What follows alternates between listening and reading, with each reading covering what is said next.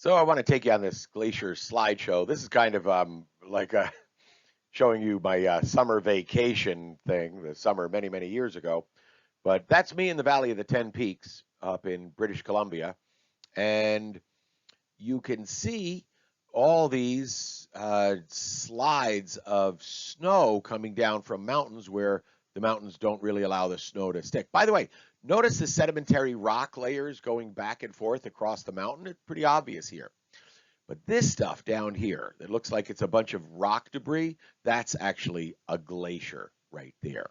Very steep land going down to a U-shaped valley. This is an alpine glacier sliding down into Berg Lake. Now, just this distance here is probably about a quarter mile. These are huge pine trees you can see against the glacier here.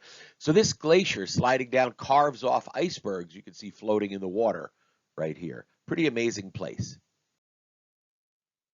So that's the Athabasca Glacier. Again, you can see the U-shaped valley extending from the ice fields where the glacier has poured through the ice fields, carving it. And this is at the front of the Athabasca Glacier. You can hike right up onto the glacier. These are cirques that are cutting into a mountainside. And here is what happens to a valley glacier when it meets the ocean. If the ocean level was much lower at some time in the past, this valley glacier has carved this valley with tremendous depth compared to where the ocean level is now. New York State has a fjord in it, and that is the Hudson River, made New York State an economic powerhouse because the Hudson is so deep. You can have this wonderful port facility all the way up past Albany. Look at this lateral moraine here. Huge thing. You can see cars driving along here. You get the sense of how big a moraine can actually be. Again, U-shaped valley behind it. The glacier's sliding down the mountain towards the main valley glacier. Here would be a horn. The most famous horn in the world is the Matterhorn, where cirques on each side of it have sharpened the central peak. A glacial lake, there's that amazing color that comes from rock flour. Also, notice this depositional huge pile of rock here.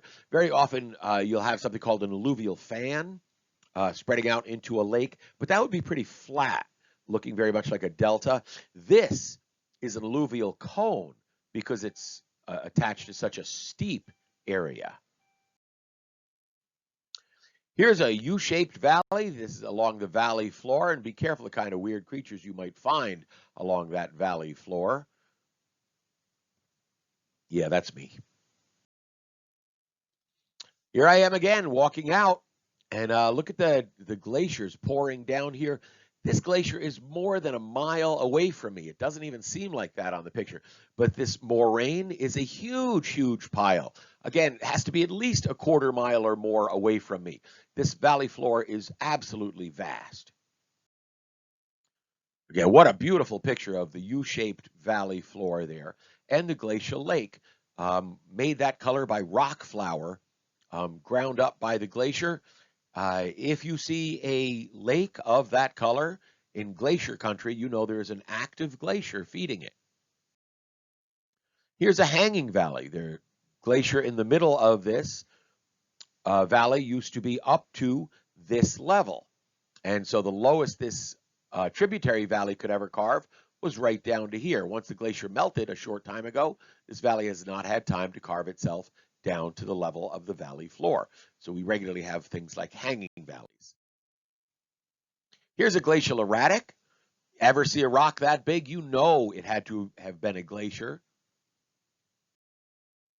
And a drumlin. These are what happens when a glacier overrides a moraine in front of the glacier and smears it out. You can see the size of the drumlin compared to this farm's there. And I'm taking a foot bath here at the end of my hike. When I finally got all the way up to the glacier, the big glacier is over here, and these are icebergs calved off into this. And this water is as cold as I can ever imagine. Thanks for watching.